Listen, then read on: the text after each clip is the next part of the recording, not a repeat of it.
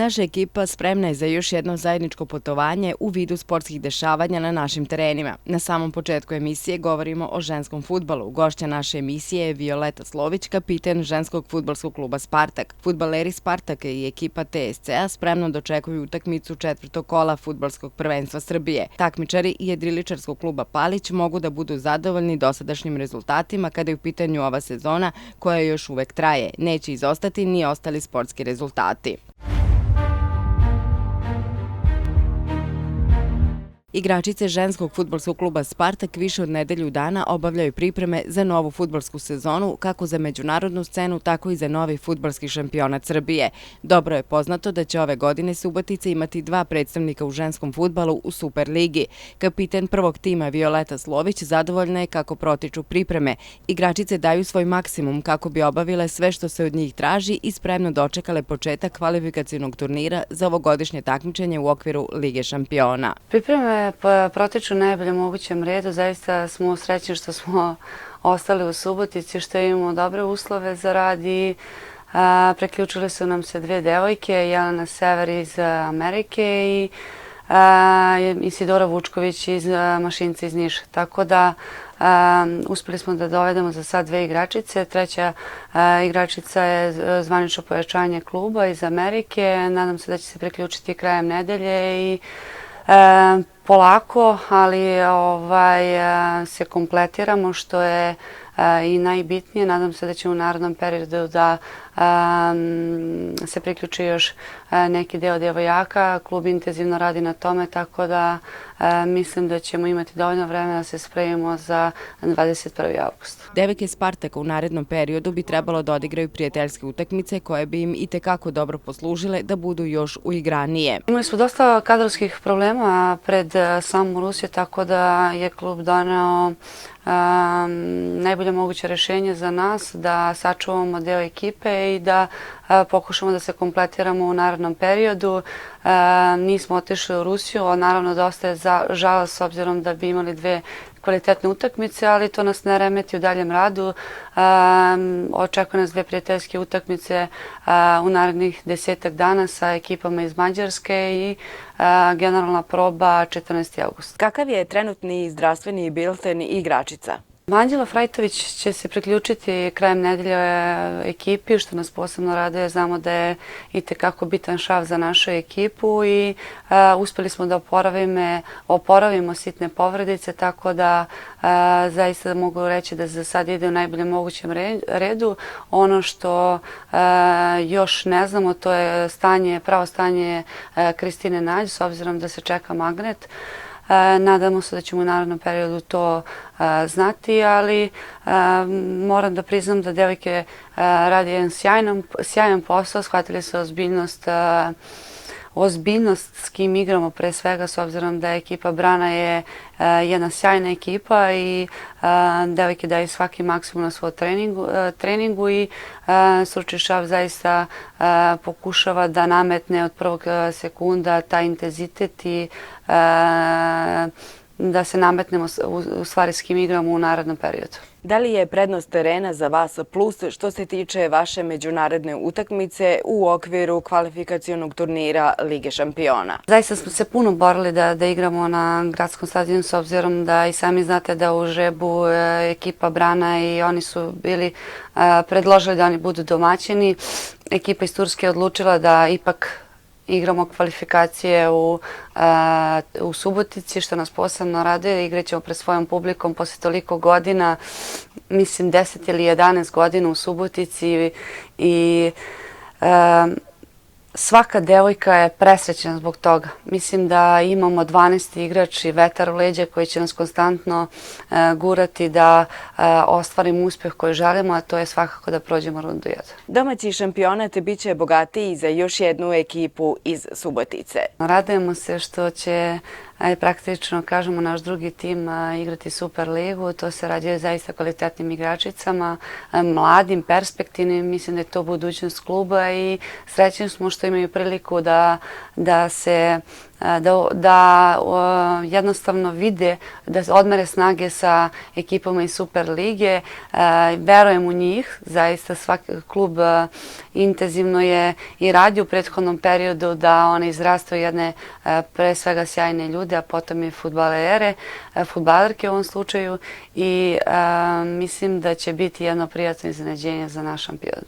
Iz godine u godinu sve vam je teže da odbranite šampionsku titulu. Svakako da je najteže da održite kontinuitet i da odbranite šampionsku titulu i koliko god se tu u nekim trenucima činilo lako, naravno da je tu 365 dana ogromnog rada i truda i Spartak je jedan sistem koji funkcioniše iz godine u godinu i uvek imamo granice dokle možemo da idemo, tako da uspevamo u tome da ih konstantno pomeramo, da obaramo rekorde i ja se nadam da će to da učinimo i u ovoj narednoj sezoni. Sve igračice Spartaka su srećne što se baš njihova kvalifikaciona grupa za Ligu šampiona igra u Subotici. Ja sam Aleksandar Paći, predsjednik Karate kluba Palić, a vi gledate Sportski kutak. Sa puno optimizma fudbaleri Spartaka ulaze u meč sa ekipom Voždovca. Utakmice na programu u subotu 30. jula sa početkom u 21 čas. Ekipa Slavka Petrovića već se u ova 3 kola pokazala kao dobar rival bez obzira ko je na terenu. Imali smo u 3 utakmice 2 teška gostovanja u Lučanima i protiv Vojvodine, gde smo u Lučanima mogli do sva 3 boda. Na ta 2 gostovanja uzeli smo po bod. Domaći trijumf protiv Surdulice došli smo na 5 bodova. Mislim da je start pozitivan i nadam se da ćemo ispuniti ciljeve kluba, a to je stavljeno pred nas da se uđe u play-off, to jest u prvih 8 ekipa. Od prvog kola novog fudbalskog šampionata na utakmicama širom zemlje više nego uzbudljivo. Publika na fudbalskim stadionima može da bude zadovoljna trenutnim dešavanjima.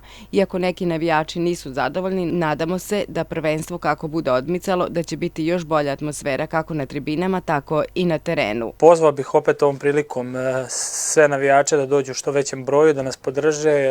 Svaka podrška nam znači. Videli ste i u drugom kolu protiv Surdulice gde je bilo za nijansu više ljudi nego prethodnih utakmica. Ja sam pratio malo prošlu sezonu i nadam se da ako budemo nastavili dobro da igramo i da se borimo za grb Spartaka, da će ih biti sve više i više i da će se publika vratiti na stadion. Mislim da je ova sezona jača zato što su se prvo 5 ekipa idu u Evropu. Sve ekipe su se pojačale. Dosta igrača je ostalo bez kluba inostranih, jer je u inostranstvu isto kriza zbog cele ove situacije, tako da dosta ima povratnika u srpski fudbal. Ja sam se isto vratio, ja u stvari nisam ni igrao, da kažem, u Srbiji. Bio sam dosta na istoku i znam tamo kakva je situacija zbog ovih dešavanja, da je svi se polako vraćaju kući, tako da je liga sigurno jača. Uslovi su bolji i mislim da je sve bolje iz godine u godinu. Spartaku je cilj da uđe u play-off. Idemo stepenik po stepenik. Naša ekipa je dosta mlada, dosta njih nas je na početku po nekim pričama i pocenilo i otpisalo, jer su otišli neki jako dobri igrači poput Nemanje Nikolića, Tufekđića i ostalih, da nekog sad ne preskočim, ali kažem, ekipa se postepeno pojačavala ciljano.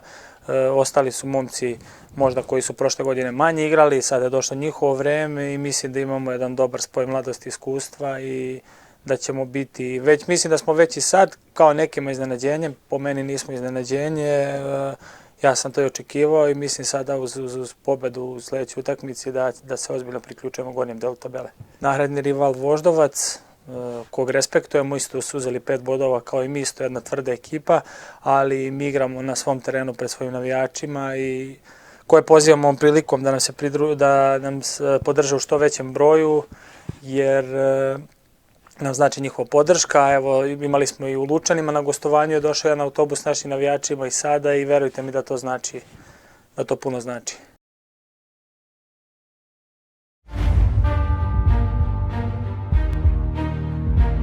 Fudbaleri TSC-a u nastavku fudbalskog prvenstva gostuju u Nišu, ekipi Radničkog. Ekipa iz Bačke Topole svesna je da ih čeka teško gostovanje na Čairu, ali nadaju se pozitivnom ishodu. Niš je pokazao prošle sezone da je izuzetno dobar. Uspeli su da nas prestignu u toj borbi za 4. mesto i naravno da im želimo sve najbolje u Evropi. Doveli su sada izvanrednog trenera, vašeg sugrađanina Tomislava Sivića, i on je pokazao već na početku sezone da je doneo tamo napredak u igri i da su oni onako ozbiljan tim, pojačali su se, tako da sigurno da nas čeka možda i najteža utakmica u ovom ciklusu. Zna se koliko je teško igrati u Nišu. Sa druge strane, mi smo u dobrom momentu i kažem, meni je najvažnije da iz utakmice u utakmicu rastemo i napredujemo i verujem da ćemo uspeti da odigramo jednu dobru utakmicu i u Nišu i kroz neku dobru igru da dođemo i do povoljnog rezultata. Ja sam Lena Huđec, vaterpoliskina Spartaka i vi gledate Sportski kutak. Jedriličari i jedriličarskog kluba Palić nastavljaju sa dobrim rezultatima. Nakon učestvovanja na domaćim takmičenjima usledila su i međunarodna takmičenja, odnosno međunarodne regate. Takmičari Nenad Zakić i Bertlan Molnar su kao članovi reprezentacije učestvovali na svetskom prvenstvu u Turskoj. Trener reprezentacije Srbije na svetskom prvenstvu bio je Dejan Zakić, trener jedriličarskog kluba Palić. Naš boravak tamo trajao je 10 dana, bili smo sa reprezentacijom Srbije. Iz našeg kluba, jedriličarskog kluba Palić, bila su 2 takmičara, Nenad Zakić i Bertala Molnar. Uslovi tamo za jedrenje su nam bili stvarno jako dobri, organizacija je bila jako dobra, deca su se pokazala stvarno da znaju da jedre, da znaju da se takmiče na tom visokom nivou, na svetskoj sceni.